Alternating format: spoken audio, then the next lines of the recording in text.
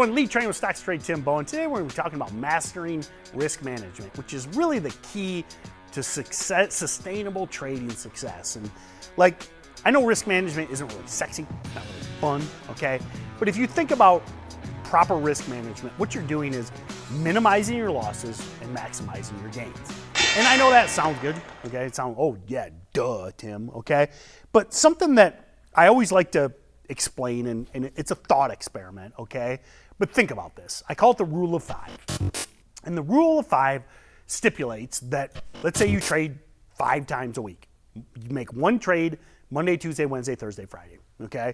And I use simple numbers because I'm an idiot and I don't screw up the math, okay? So let's say Monday, you got a small account. That's probably why you're on the channel. You're new. Monday, you lose $100. Sucks, but losing's part of trading. You kept that loss small. Say you got, a $2,000 account or something. Tuesday, you lose $100. Wednesday, you lose $100. Thursday, you lose $100. Not a good week, okay? Friday, you come in and you trade the kind of stocks that we trade that make exponential moves, and you make $500. Now, I want to be clear. It's very easy to do with a $2,000 account if you trade the right stocks. Now, you'll say to yourself, well, wait a minute, Tim, I'm up $100 on the week. It's not about that $100. The point is explaining how risk management works. Listen, you're not trading day trading to make $100 a week, okay? But the point is, think about that. The rule of 5 states that you just traded once a week or once a day, and you had a 20% win rate, an abysmal win rate. Like no one would think you, before I made this point, if I asked you, could you be green on the week with a 20% win rate?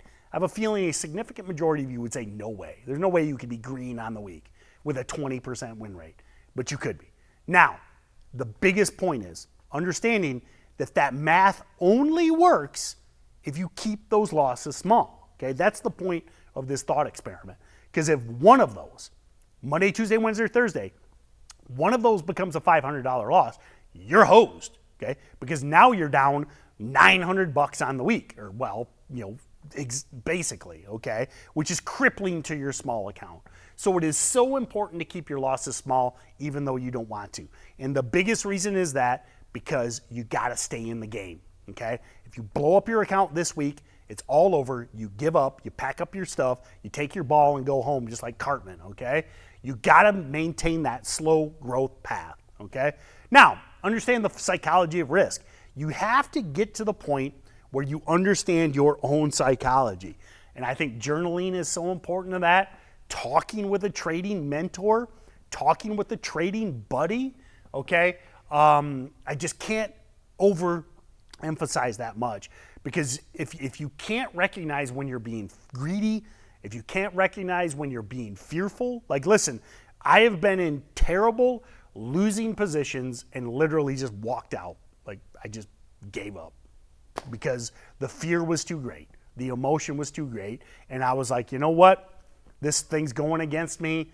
I'm gonna go outside and let the chips fall where they may. Is that a good decision making? Is that going to help you over time?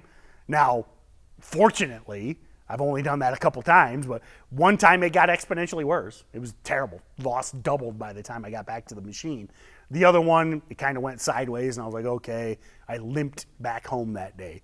But if you're making decisions like that, where you're closing your eyes or you're closing your platform, that's fear, okay? Because you're too scared, you're too chicken to take that loss and admit that you're wrong. Vice versa. If you're in a big winner, got this big winner going for you, and now all of a sudden you start getting greedy. Like you bought a stock at $1 and your goal was $1.50, and it spikes to $2, and now you start thinking about $3. Maybe this can go to $4. Okay, your original plan was $1.50. Now you're not selling at $2, and then all of a sudden they do some intraday offering and it drops to 90 cents, and now you have a losing trade. That's greed. Okay, stick to your plan. Good decision making is rewarded over time. Next thing is, you have to always have a stop, and that needs to be prepared before you enter the trade, okay? If you're buying a stock or shorting a stock and then figuring out what you're going to do if it goes against you, you've already failed. You've lost. And I don't care if you make money. If you enter especially volatile stocks, listen, if you buy some Apple with no stop loss, I still don't like it, but fine, it's freaking Apple, okay? What's the worst that's gonna happen? It's down 1% tomorrow. But if you're trading these volatile stocks without a stop loss predetermined before you enter, what you're gonna do is you're gonna get wishy-washy, you're gonna overstay, and you're gonna completely screw it up. And also, it's terrible decision making, it's terrible planning, and it's terrible discipline. And the market will punish you for bad discipline. The market hates it. It will bring down the fiery wrath of God upon you for terrible discipline and terrible decision making. It will punish you, and you will be punished until you redeem yourself by making good decisions. Next thing is position sizing. There's a lot of good calculators out there, but one of the biggest things that I recommend is you have to have a loss from a dollar amount perspective that is your ejection handle, okay? Because a lot of these stocks move fast, and you can start justifying, you can start doubling down and doing stuff like that.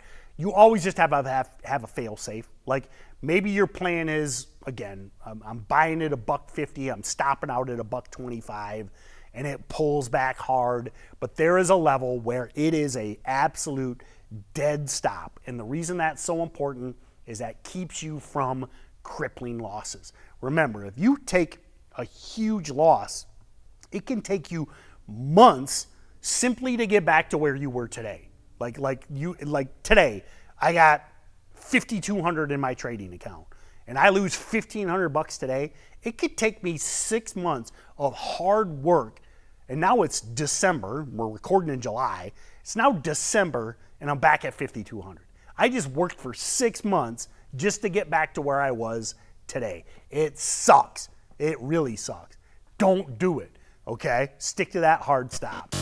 Next thing you do is diversification. The way I diversify is day trading and swing trading, okay?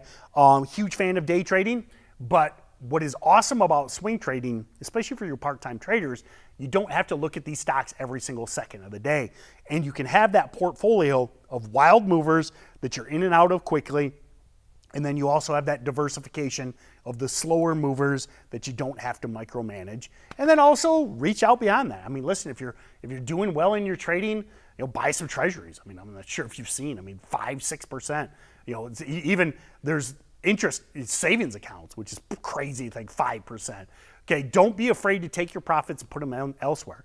Me, for years, real estate. Actually sold off all of my rental properties through the 2020 boom. Top tick that, baby. But anyway, for years and years and years, I was buying rental properties, bought some farmland, bought some hunting land. Great way to diversify yourself. Now, I know most of you are probably like, Tim, I got $2,000 in my account, but be forward thinking. And nothing wrong with taking a couple $100 out and putting it in some treasuries. Safe, good interest, tax deductible. So next thing is always understand how to modify your risk management based on the overall market. If there is a hot setup that is just absolutely working, like high percentage point, don't be afraid to amp that size up. Now make sure you're doing it for the right reason, okay? Risk management is exactly that. If your trading is going really well, like you're just crushing it, and you're seeing the market, we'll talk about that, like you're seeing through the matrix, scale up your size. Don't be afraid to get aggressive. Vice versa, understand that if you're struggling, scale back that size. Like that's a thing that so many people mess up. They add more size and they trade more when things aren't going well, and then things start going well, they actually do less. Focus, I call it the hot hand theory, okay? Like if Jimmy is 5 for 5 on the basketball court, what do? You get him the ball. I don't care if he's double covered. He's 5 for 5, man. Get him the ball. Where if I'm 0 for 5, or Joey is 0 for 5, if I'm the coach, I'm like, you pass him that ball, you're on the bench, okay? He's stone cold. So focus on the hot hand theory, dial up your risk and dial up your size when things are working, scale it back when things aren't working until you get your confidence back. Learning from your mistakes. Hey, we've all taken big losses, okay? We've all gone on streaks of terrible decision making. And I know I harp on this and harp on this. You've probably heard many videos on this. I truly do not think that you will ever figure out your own psychology without journaling and sitting down at the end of the day or the end of the week and reviewing what you went over. And I get pushback on this all the time. You don't. By Friday night, if you're actively day trading, if by Friday night you have barely any recollection of what you did on Monday or Tuesday. You might be like, oh, I think I traded, PLTR, or was that Wednesday? And and I'm telling you, you have to do it. No one likes doing it, but it's the work that rewards you over time. Next thing you do is use resources and software to manage your risk. I talked about position size calculators. You can just Google position size calculators, type in a bunch of numbers, and then that way it will guide you through good levels. Okay, if I'm risking 10 and I'm gaining 30, it can actually give you a good way to kind of do that and ingrain that process in your brain. Eventually you'll do it on the fly. Pretty much all day traders do. But I think that using those tools to map out risk management and losses as well as targeting gains is a great way to kind of build a good process. So that being said, my friends, if there is one thing that will make you a consistently profitable trader over the long term, it's risk management. Listen, so much is important. Knowing chart patterns, knowing SEC filings, knowing the fundamentals, knowing what the hot sector is, knowing technical analysis, knowing VWAP, knowing the Oracle levels. Okay, all of these things are important. But if you don't manage your risk and you routinely take bigger losses than your wins, all of that stuff, you could throw it out the window. Because none of your mumbo jumbo with technical analysis or indicators or chart patterns or any of this matters is if every time you trade, you overstay, you don't have a stop, and you take a bigger loss than you intended. None of it else matters. Only risk management matters over time. Do it or don't. It's kind of your choice. Blow up or not. And at some point, like a lot of people ask me, I keep losing. Or I keep taking big losses. Tim, how do I stop it? I'm like, listen, you got two options. At some point, and this is what I went through, I'm like, I'm done. I will not do this anymore. I will not stay in a stock that I said I was going to stop out of. I'm done. I'm not doing it anymore. Or you blow up. You choose. That being said, everyone, check out the Daily Income Trader System. We'll drop a link below.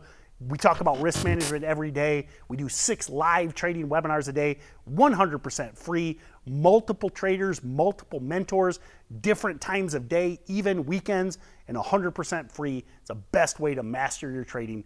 Click the link below, and we'll see you there.